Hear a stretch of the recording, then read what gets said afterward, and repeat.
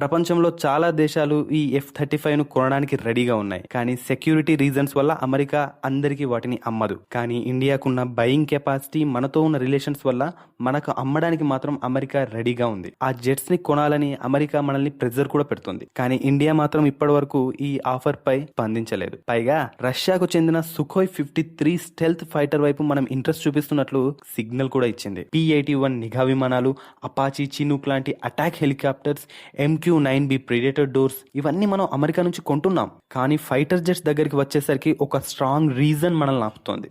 అదే పాకిస్తాన్తో అమెరికాకు ఉన్న పాత సంబంధాలు. కోల్డ్ వార్ టైంలో అమెరికా పూర్తిగా పాకిస్తాన్కి సపోర్ట్ చేసింది. ఆ విమానాలనే పాకిస్తాన్ మన మీద యుద్ధాల్లో వాడింది. దానికి కౌంటర్ గానే ఇండియా రష్యా వైపు వెళ్ళింది. వాళ్ళ దగ్గర నుంచి MiG-21, MiG-29, సుఖోయ్ 30 MK లాంటి విమానాలని ఇండియా కొనుగోలు చేసింది. ఆ యుద్ధాలన్నింటిలో ఇండియానే గెలిచింది అనుకోండి.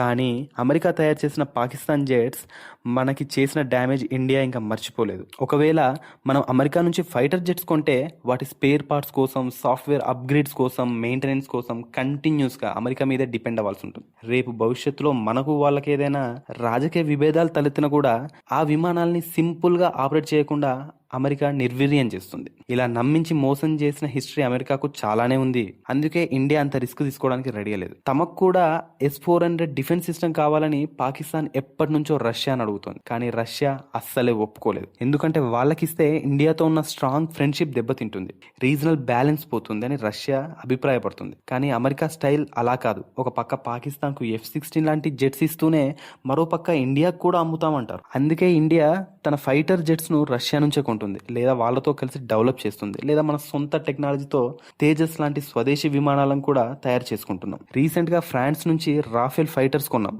అమెరికాను మాత్రం భారత్ పక్కన పెడుతూనే వస్తుంది. మరి అమెరికా జెట్స్ కొనకపోవడం ఇండియా తీసుకున్న రైట్ డిసిషన్ అని మీరు అనుకుంటున్నారా? కింద కామెంట్స్ లో చెప్పండి. వీడియో నచ్చితే లైక్ చేసి మన ఛానల్ కు సబ్స్క్రైబ్ చేసుకోండి. జై హింద్.